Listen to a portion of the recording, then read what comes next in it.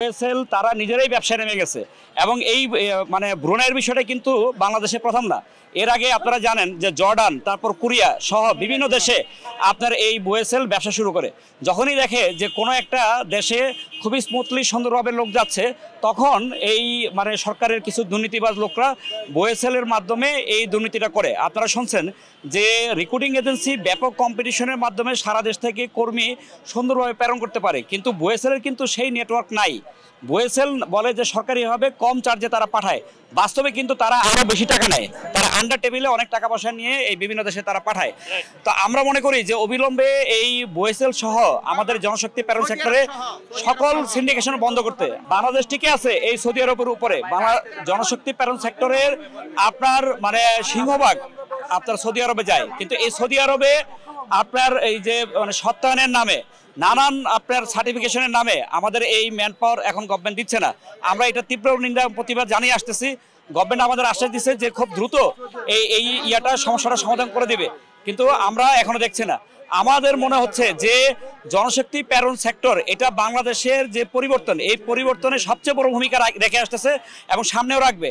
যে আমাদের এটা দেখতে হবে যে এই সেক্টর ধ্বংস করার জন্য আমাদের কিছু আমলা বা আমাদের পার্শ্ববর্তী দেশ, প্রধানত ভারত, তারা এই চক্রান্তের সাথে যুক্ত আছে কিনা এটা আমাদের খুঁজে বের করে দেখতে হবে এবং অবিলম্বে তাদেরকে মানে তদন্ত করে আপনার শাস্তির আওতায় নিয়ে আসতে হবে। এবং যারা এই দীর্ঘদিন ধরে আমাদের এই বিশাল শ্রমবাজার সেটা করতে হবে।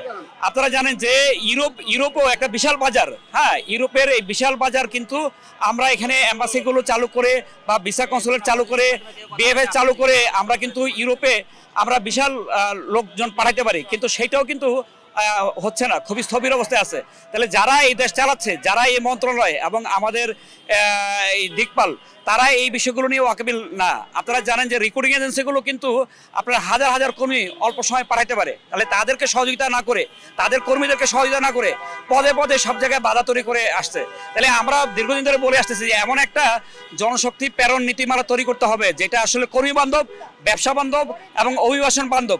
কিন্তু সেই প্রসেসিং যে টাইম কমায় দেওয়া, যে অভিবাসন খরচ কমায় দেওয়া, সেগুলো না করে আপনার নানান ধরনের মানে প্রসেসিং ব্যয় আপনার বাড়াচ্ছে, আপনার প্রসেসিং টাইম বাড়াচ্ছে, আপনার এখানে ম্যান পাওয়ার দিচ্ছে না, এই সার্টিফিকেটে করার কথা বলতেছে, ট্রেনিং করার কথা বলতেছে এবং সত্যায়নের কথা বলতেছে, যেগুলো আসলে আমাদের জনশক্তি প্রেরণের জন্য খুবই একটা মানে বিপজ্জনক। পার্শ্ববর্তী দেশগুলোতে আমাদের মার্কেট অলরেডি চলে যাচ্ছে। ব্রুনাই একটা সবচেয়ে বড় বাজার। আমরা মনে করি গভর্নমেন্ট অনতিবিলম্বে এই সমস্যার সমাধান করে আমাদের রিক্রুটিং এজেন্সি এবং কর্মীদেরকে ব্রুনাইয়ে যাওয়ার এবং অন্যান্য দেশে যাওয়ার একটা ব্যবস্থা করে দিবে।